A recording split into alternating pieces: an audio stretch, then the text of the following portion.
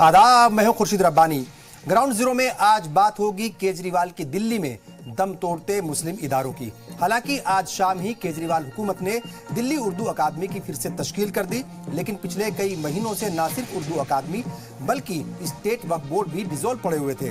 अवाम और मीडिया के दबाव में काफी देर बाद इन दोनों इदारों की बहाली की गई, लेकिन इस सब के बीच सवाल ये उठ रहा है कि अपने आप को मुसलमानों का सच्चा हमदर्द बताने वाले अरविंद केजरीवाल आखिर मुसलमानों से जुड़े इदारों के साथ इम्तियाजी सुलूक क्यों बरत रहे हैं। इस खबर के हर पहलू की तह तक हम जाएंगे। साथ ही इस रिपोर्ट पर और ज्यादा जानकारी के लिए हमारे नुमाइंदे शोएब रजा भी हमारे साथ जुड़ेंगे। दिल्ली में मुस्लिम इदारों के हालात अच्छे नहीं हैं। ये सिर्फ एक सवाल नहीं है, बल्कि दिल्ली में मुस्लिम इदारों की जमीनी हकीकत है। दिल्ली उर्दू अकादमी से लेकर दिल्ली वक्फ बोर्ड तक और उर्स कमेटी से लेकर मालियाती तरक्कियाती कमीशन तक सभी इदारों के हालात बेहद खराब हैं।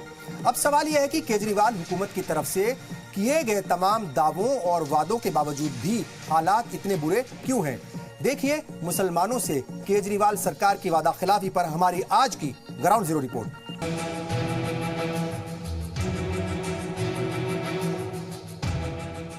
करीब 5 महीने बाद डॉक्टर शहपर रसूल दिल्ली उर्दू अकेडमी की कुर्सी पर बतौर वाइस चेयरमैन एक बार फिर से काबिज हुए, तो सवाल यही उठा कि केजरीवाल सरकार को साल भर पहले ऐसी क्या जल्दी थी कि उसने कायदे कानून को ताक पर रखकर उर्दू अकेडमी को तश्कील दे दिया था और बाद में अदालत के डर से उसे तहलील कर दिया। सवाल सिर्फ उर्दू अकेडमी का ही नहीं, बल्कि दिल्ली में मौजूद मुस्लिम इदारों के हालात भी किसी से छिपे नहीं हैं।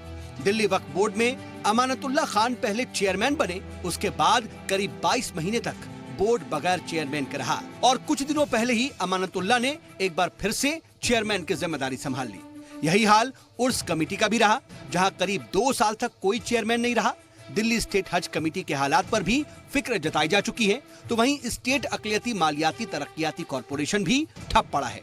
ऐसे में अपोजिशन केजरीवाल सरकार पर अकलियती तबके की अनदेखी का बड़ा इल्जाम क्यों न लगाए।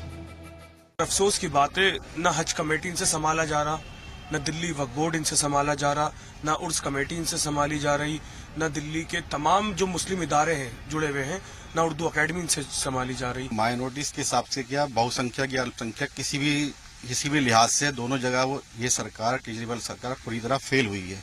और रहा माइनॉरिटीज की बात, तो माइनॉरिटीज का तो कोई ये इतनी कमेटी वक्फ बोर्ड की कमेटी, उसमें किसी भ्रष्टाचारी को अपॉइंट कर दिया जाता है चेयरमैन बनाकर, उसके बाद वो कुछ टाइम भ्रष्टाचार करता है, फिर उसको हटा दिया जाता है, फिर उसके बाद फिर सालों बाद फिर उसको बना दिया जाता है ताकि वो और भ्रष्टाचार करे उसको। केजरीवाल हुकूमत ने मुसलमानों से बड़े बड़े वादे किए, मुसलमानों का वोट हासिल किया, लेकिन जमीन पर कोई खास काम दिखाई नहीं दिया। उर्दू टीचर्स की तकर्रुरी से लेकर के कई मामलों में सरकार गिरती दिखाई दी। हालांकि सरकार की तरफ से ये कहा जा रहा है कि वो लगातार काम तो करना चाहती है, लेकिन मरकजी हुकूमत और एलजी उन्हें काम नहीं करने दे रहे। सारा तो केंद्र सरकार की तरफ से जो भी दिक्कतें हैं, और सेंट्रल गवर्नमेंट जिम्मेदार है। अब वक्फ बोर्ड को भंग किया तो सेंट्रल गवर्नमेंट ने नहीं बनने दिया, एलजी ने नहीं बनने दिया, इतने दिन तक नहीं बना वो एलजी नहीं बना। अगर आज अफसर की तरफ से प्रॉब्लम आ रही है तो अफसर भी डायरेक्ट रिपोर्ट एलजी को कर रहे हैं या रेवेन्यू सेक्रेटरी को कर रहे हैं। तो हमारी तरफ से, दिल्ली सरकार की तरफ से कोई उलझन नहीं है, हम लोग तो काम करना चाहते हैं, इसीलिए हमने आउट ऑफ वे जाकर के सारी कोशिशों के बाद वक्फ बोर्ड बनाया। वादे केजरीवाल सरकार ने किए कई थे, लेकिन जो हालात दिल्ली में मुसलमानों से जुड़े हुए नजर आते हैं, वो यकीनन हुकूमत पर सवाल खड़े करने वाले हैं। ये बात सच है कि दिल्ली हुकूमत और दिल्ली के एलजी के बीच कई मुद्दों पर एक राय नहीं बन पाती, लेकिन इस सब को बहाना नहीं बनाया जा सकता, क्योंकि इंतखाबात के वक्त अरविंद केजरीवाल ने अकलियती तबके से कई तरह के वादे किए थे, लेकिन पिछले 3.5 साल में ये राय अकलियती तबके के बीच बनने लगी है कि दिल्ली में मुस्लिम इदारों के हालात अच्छे नहीं है। कैमरामैन जितेंद्र के साथ जी मीडिया के लिए दिल्ली से मैं शोएब रजा। बहरहाल इसे अफसोसनाक ही कहा जाएगा कि हुकूमतों और इदारों की लड़ाई का नुकसान सीधा जबान और कौम को झेलना पड़ता है। हालांकि बाकी सरकारों की तरह ही दिल्ली सरकार भी मुसलमानों की अनदेखी के मामले में कतई पीछे नहीं है। और ये सब तब है जब दिल्ली असेंबली इंतखाबात में मुस्लिम तबके ने दिल खोलकर आम आदमी पार्टी का साथ दिया था, उसे वोट दिए थे। इसमें कोई शक नहीं कि फरवरी 2015 को दोबारा इक्तदार में आई केजरीवाल सरकार को खुद भी यकीन नहीं था कि उसे इतना बड़ा मैंडेट मिलेगा। 70 में से 67 सीटों पर तारीखी जीत करने वाली आम आदमी पार्टी को उस वक्त पूरी दिल्ली के मुसलमानों ने भी दिल खोलकर वोट दिए थे। मुस्लिम तबके में तो उस दौरान ये तक चर्चाएं थी कि इस बार कांग्रेस की जगह आपको वोट करना है, और हुआ भी वही। कांग्रेस का पूरा मुस्लिम वोट बैंक आम आदमी पार्टी की जानिब शिफ्ट हो गया और आम आदमी पार्टी ने तारीखी जीत रकम की। यानी मुसलमानों ने तो केजरीवाल पर पूरा भरोसा जताया, लेकिन क्या केजरीवाल सरकार मुसलमानों की उम्मीद पर खरी उतर पाई? कहना गलत नहीं होगा कि नहीं। मुस्लिम तबके के लिए वक्फ बोर्ड की अहमियत किसी से छिपी नहीं। दिल्ली में जब केजरीवाल सरकार बनी उसके बाद आम आदमी पार्टी एमएलए अमानतुल्ला खान को दिल्ली वक्फ बोर्ड का चेयरमैन बनाया गया, लेकिन अमानत पर बदउनवानी के इल्जामात लगे और अक्टूबर 2016 को एलजी ने वक्फ बोर्ड तहलील कर दिया। करीब 22 महीने तक दिल्ली वक्फ बोर्ड में कोई ओहदेदार नहीं रहा और फिर अब अगस्त 2018 को दोबारा से नया बोर्ड बनाया गया। नए बोर्ड में भी बदउनवानी का इल्जाम झेल रहे अमानतुल्ला खान को ही शामिल किया गया। कुछ यही हाल दिल्ली उर्दू अकेडमी का भी रहा। करीब साल भर पहले डॉक्टर शरपत रसूल उर्दू अकेडमी के नायब चेयरमैन बनाए गए थे, लेकिन सरकार ने कमेटी बनाने में सही प्रोसेस को फॉलो नहीं किया। इसके खिलाफ कुछ लोग कोर्ट चले गए। दिल्ली सरकार ने इसके डर से कमेटी को तहलील कर दिया। अब सरकार ने जाब्ते में अपने हिसाब से अमेंडमेंट कर दिए और फिर 5 महीने तहलील रखने के बाद दोबारा से उर्दू अकेडमी की कमेटी बना दी। लेकिन इस बार भी डॉक्टर शरपत रसूल को ही दोबारा नायब चेयरमैन तकर्रुर किया गया। सवाल सिर्फ वक्फ बोर्ड और उर्दू अकेडमी का नहीं, बल्कि दिल्ली में दूसरे मौजूदा मुस्लिम इदारों का भी हाल किसी से छिपा नहीं है। उर्स कमेटी का भी बुरा हाल रहा। यहाँ करीब 2 साल तक कोई चेयरमैन नहीं रहा। दिल्ली स्टेट हज कमेटी के हालात पर भी फिक्र जताई जा चुकी है, तो वहीं स्टेट अक़लियती मालियाती तरक्कियाती कॉरपोरेशन भी ठप पड़ा हुआ है। ऐसे कामों में कायदे कानून को दरकिनार करते हुए काम करने पर सरकार पर सवाल तो खड़े होते ही हैं। साथ ही अक़लियती तबके का वोट हासिल करने वाली केजरीवाल सरकार अक़लियतों से जुड़े कामों को लेकर गैर संजीदा भी दिखाई देती है। 20 महीने तक दिल्ली वक्फ बोर्ड डिसॉल्व रहा। एलजी ने अगर उसको डिसमिस कर दिया है, डिसॉल्व कर दिया है, तो उसको चैलेंज करना चाहिए था, लेकिन नहीं किया गया। 20 महीने तक वक्फ बोर्ड को लटकाए रखा। उर्दू अकेडमी का जहाँ तक ताल्लुक है, उर्दू अकेडमी जब बनी तो किसी ने उसको चैलेंज करा तो उसका बहाना बना के उसको डिसॉल्व कर दिया गया। उसमें भी आप देख रहे हैं कि 3-4 महीने गुजरने के बाद फिर अब ये उन्होंने बनाया है। उर्स कमेटी जो है वो 2 साल तक नहीं बनाई गई। 5 महीने तक दिल्ली उर्दू अकेडमी का कोई खैरख्वाह नहीं रहा, तो 22 महीने तक वक्फ बोर्ड भी लावारिस पड़ा रहा। दूसरे इदारे भी बेहद खस्ता हाल में। ऐसे में सवाल तो पैदा होता ही है कि आखिर मुसलमानों का सच्चा खैरख्वाह कौन है? क्या मुसलमान हमेशा सिर्फ एक वोट बैंक बनकर रह जाएगा? क्या हर सियासी जमात मुसलमानों को सिर्फ धोखा देगी, उसका इस्तेमाल करेगी?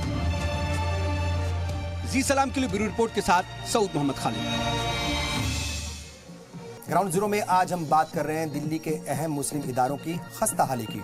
आज जी सलाम पर खबर दिखाए जाने के बाद केजरीवाल हुकूमत ने आनन फानन में डॉक्टर शहपर रसूल को दिल्ली उर्दू अकादमी के डिप्टी चेयरमैन के ओहदे पर फिर से तकर्रुर कर दिया।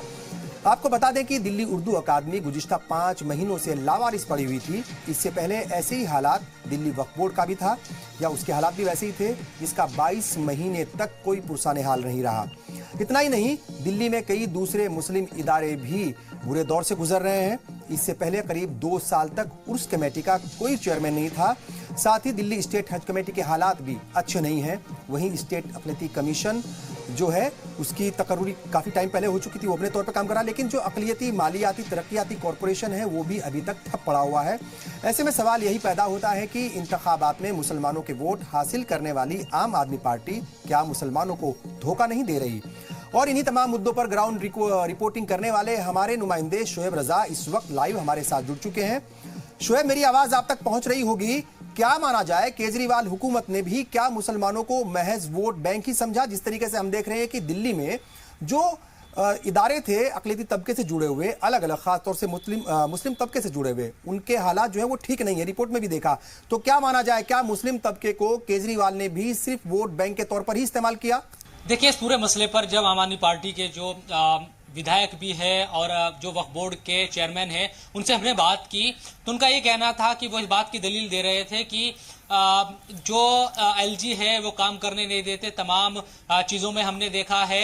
लेकिन सवाल ये है कि सरकार की जिम्मेदारी है वो किस तरह से अपने जो एक सियासी लड़ाई अगर एलजी के साथ रहती है किस तरह से उस मसले का हल निकाले और जो काम है वो मुतासिर ना हो, उसको लेकर सरकार को ही कोशिश करनी है। क्योंकि इंतखाबात के वक्त आपने ये वादे मुसलमानों से किए थे कि जो भी काम है वो होंगे, रुकेंगे नहीं, और यही वजह है कि एक मुश्त वोट एक तरीके से आम आदमी पार्टी की झोली में गए थे और 4 विधायक जो मुस्लिम इलाकों से जीत कर आए आम आदमी पार्टी के। कांग्रेस को क्योंकि एक कहा जाए कि एक वोट मिलता रहा था मुसलमानों का दिल्ली में कम से कम, लेकिन आम आदमी पार्टी में यकीन करके ही वो लोग आम आदमी पार्टी की तरफ आए और वोट दिए, विधायक जिताए। अब जिम्मेदारी आम आदमी पार्टी की ही थी। पिछले 3.5 सालों में हमने देखा है कि जो उम्मीद लगाए बैठे थे मुसलमान कम से कम दिल्ली के, उस तरह से वो जमीनी सतह पर नजर नहीं आ रहा है कि जमीनी स्तर पर जो काम नजर आना चाहिए था। तमाम इदारों में आप देख लीजिए, अगर दिल्ली वक्फ बोर्ड, हालांकि वक्फ बोर्ड पर यह कहा जाता है, अमानत भी ये कहते हैं और दिल्ली सरकार के जो लोग हैं कि एलजी ने उसको भंग किया था। आप बीच का रास्ता कोई निकालिए, लंबे वक्त तक आप कोर्ट ही नहीं गए, जांच चल रही थी, कोर्ट आप जाते तो कम से कम पहले चेयरमैन बनते। बिल्कुल शोएब, सवाल यहाँ ये बनता है कि अरविंद केजरीवाल जो है वो अलग तरह की सियासत करते हुए नजर आ रहे थे जब 2014 में इंतखाबात उनकी पार्टी ने लड़ा, फिर 2015 में, और पूरी मेजॉरिटी के साथ 67 सीटें जो हैं वो आई थी, तो एक बहुत बड़ी मेजॉरिटी मिली थी। क्या जो दूसरी पॉलिटिकल पार्टीज हैं, केजरीवाल की जो पार्टी है आम आदमी पार्टी, क्या वो भी दूसरी पॉलिटिकल पार्टीज की राह पर चलती हुई नजर आ रही है? और जो केजरीवाल की दिल्ली हुकूमत है या फिर दिल्ली की केजरीवाल हुकूमत है, क्या वो भी दूसरी स्टेट्स की जो हुकूमतें होती हैं, दूसरी पार्टियों की जो हुकूमतें होती हैं, वो भी वैसे ही काम कर रही है? यानी कुल मिलाकर के बातों में उलझाए रखना और सियासत करते रहना, सियासी रोटियां सेकना किसी भी मसले पर, वोट हासिल करना लेकिन काम नहीं करना, और अगर काम करना भी है तो उसमें भी कहीं ना कहीं कुछ ऐसे पेच डाल दिए जाते हैं जिससे जो है फिर वो खुद ही जो कमेटीज बनती है उनको खुद ही डिसॉल्व कर देते हैं। कई तरह के वादे जरूर थे, हालांकि कुछ जगहों पर सरकार कहती है कि हमने अच्छा काम किया है, चाहे एजुकेशन हो, तमाम चीजें, लेकिन कम से कम जो अक़लियती तबका है वो ये उम्मीद जरूर कर रहा था केजरीवाल से कि जो चीजें रही है, जो वादे किए गए थे, उर्दू टीचरों को लेकर किए गए थे और जो मुस्लिम इदारों को लेकर जो बातें कही गई थी, उस पर पुरजोर तरीके से जमीन पर उसका असर होता, लेकिन वो नजर नहीं आया। हालांकि अब वक्त कम बचा है, हमने देखा है कि कई इदारों में फिर से कमेटियां बनी है, तमाम चीजें हैं, लेकिन जो बीच का वक्त खाली रहा है और उनमें सही तरीके से काम नहीं हो पाया, उसकी जिम्मेदारी भी किसी को लेनी होगी। ये बात कहकर कि अफसरशाही के साथ टकराव है सरकार का, ये शुरुआत से रहा है। एलजी के साथ अपनी जिम्मेदारी को कम नहीं किया जा सकता या फिर जिम्मेदारी से भागा नहीं जा सकता। ये बात सही है कि कुछ वक्त तक जो है दिल्ली में जो सियासी हालात थे वो ठीक नहीं थे और कहीं ना कहीं हुकूमत के साथ और एलजी के साथ जो दोनों का टकराव था वो सबने देखा, इसमें कहीं कोई शक नहीं है। लेकिन क्या अब आखिरी रास्ता यही है कि लोग अपनी आवाज उठाएं, सड़कों पर उतरें, तभी जाकर हुकूमतें काम करेंगी? खासतौर से हम केजरीवाल हुकूमत की बात कर रहे हैं। क्या आवाज उठाना, सड़कों पर उतरना ही आखिरी रास्ता है दिल्ली की आवाम के लिए, खासतौर से मुस्लिम तबके के लिए? देखिए, आवाम जो है वो 5 साल के लिए किसी भी हुकूमत का इंतखाब करती है। आम आदमी पार्टी के साथ भी वही बात है, 3.5 साल से ज्यादा का जो वक्त है क्योंकि वो हो चुका है। अब फिर से जब इंतखाबात आएंगे यकीनन लोग उसी काम के मद्देनजर वोट देते हैं। ये सबके साथ है, सिर्फ आम आदमी पार्टी बहुत बहुत शुक्रिया शोएब आपका, आपने बहुत अहम जानकारी दी। जाहिर तौर पर केजरीवाल हुकूमत को कहीं ना कहीं जवाबदेह होना पड़ेगा और जिस तबके के साथ उन्होंने वादे किए थे उन वादों को पूरा करना पड़ेगा, क्योंकि अब बहुत ज्यादा वक्त नहीं है 2020 आने में भी।